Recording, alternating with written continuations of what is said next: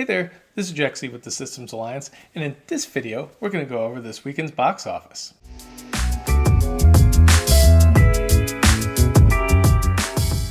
So debuting at number 1, and if you don't adjust for inflation, what is Tom Cruise's number 2 opening of all time and the largest of the Mission Impossible series is Mission Impossible Fallout. Coming in at $61.5 million domestic and $92 million overseas, this film is of the most recent set of Ghost Protocol, Rogue Nation, and now Fallout, expected to be the top grosser of those three. Whether or not it can reach the heights of the second or the first Mission Impossible movies will remain to be seen once you factor in inflation, but this definitely seems like Tom Cruise has yet another hit on his hands, and if you haven't seen it, just realize that Tom Cruise is doing all of his own stunts and all the crazy stuff he does for our entertainment, so go check it out. He actually deserves your money. Doesn't need your money, but his abilities deserve your money because it is pretty incredible the stuff he's willing to do for our entertainment. So in case you're ever wondering how the Mission Impossible movies rank in terms of adjusted all time,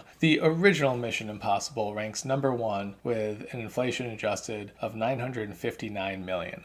Number 2 is Mission Impossible 2 at $939 million worldwide. After that comes Ghost Protocol at $817 million worldwide adjusted, and number 4 is Mission Impossible Rogue Nation at $766 million worldwide. Currently 5th is Mission Impossible 3 with $563 million worldwide, but Mission Impossible Fallout is not only expected to top that one, but also expected to top Ghost Protocol and Rogue Nation. So we'd be seeing this one maybe up in that mid $800 million range. Whether or not it can reach the $900 million range as Mission Impossible 1 and 2, that's remained to be seen, but the movie is incredible. We'll see how its legs hold. Currently, its opening overseas in the markets is already a good amount above the previous 2 movies and how they did overseas. And more than enough to factor for the inflation too. So that just means more people are going to see this movie than the last one, even with inflation. Finishing number 2 this weekend is Mamma Mia, Here We Go Again, dropping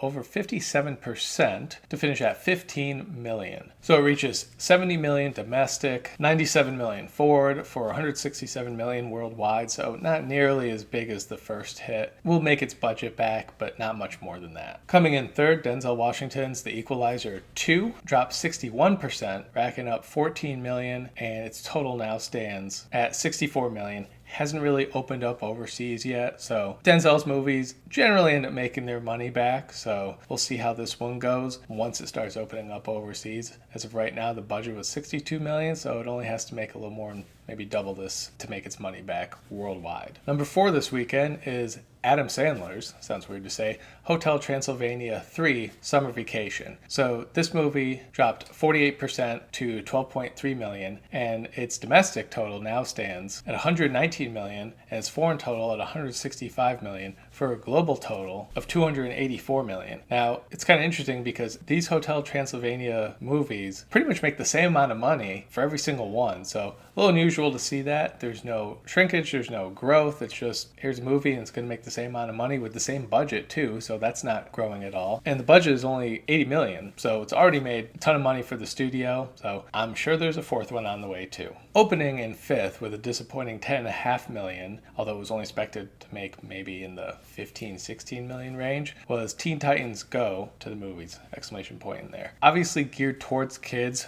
Good movie too, but I think maybe the animation might have thrown some people off. It wasn't a traditional style that people are comfortable with, like say the Lego movies or the Pixar movies or even like the Justice League animated show. Was just a little more of that kind of new style with the kids. So I don't know, maybe that was a part of it. Parents didn't necessarily want to drag their kids there. Maybe MoviePass was a part of it, because even though in my last video I just mentioned MoviePass had gotten back up, apparently it's down again on Saturday, and who knows, I'm sure they're having difficulty Sunday too. This is what happens when you run out of money, your company stops functioning. So I know that may have had an effect as well. The good thing for Warner Brothers is that the movie only cost $10 million to make, so the fact that it made already that in its opening weekend, it'll make some money, and it'll probably make even more money on home video, but a little bit of a smaller opening than they would have hoped. Coming in 5th at $8.4 million, dropping 49%, is Ant-Man and the Wasp.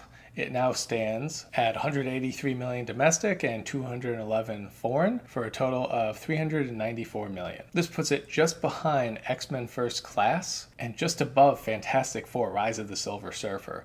So that'll give you a good idea of how this movie is doing. I'm assuming it didn't cost a ton of money to make, and you would have thought maybe after Avengers people would be looking forward to the next Marvel movie, but I guess maybe if it's not really continuing the story that people want, which is the Avengers story, people just aren't going to go see it. But I would say this is a definite disappointment. Doesn't look like at this point it will reach the original Ant-Man, and given that's the next movie after an Avengers movie, those movies tend to do pretty well, so pretty surprising that it's doing, I don't want to say poorly, because it's making money, but not quite meeting expectations. In the 7th spot, you have The Incredibles, dropping just a little under 40% for 7.1 million. Now, this movie is just crushing it. Domestic, it stands at just under 573 million. That's just domestic, which is insane. Overseas, it's at over 423 million, and that's still a slow rollout. It still hasn't hit every single one of its territories yet, so a lot of these are still opening new. So total $996 million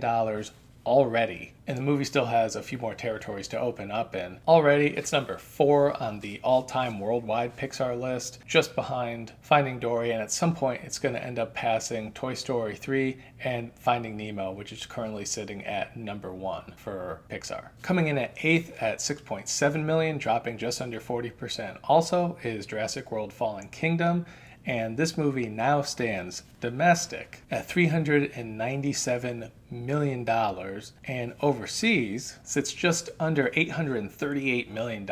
So it's doing absolutely huge overseas. Worldwide, currently sitting at $1.23 billion, and it's funny, that only gets you 4th on the all-time Jurassic Park list. But once you adjust for inflation, The Lost World Jurassic Park is only 2 million above it. So by some point midweek, it will have already passed that movie to become the 3rd largest Jurassic Park movie ever, and will only be behind Jurassic World and number 1 Jurassic Park, which it doesn't have a chance at catching either of those, but still, you make over $1 billion, and especially into the 1.2, 1.3, who knows, maybe $1.4 billion range, you're a huge hit, and you're making money. So hats off to you, Mr. Dinosaurs. Well, that's it for this weekend. Let me know your thoughts on the weekend. Did you go check out Mission Impossible? If so, what'd you think of those stunts? Let me know about that and any other movies that are on this list. Let me know in the comment section below, and we'll see you next time.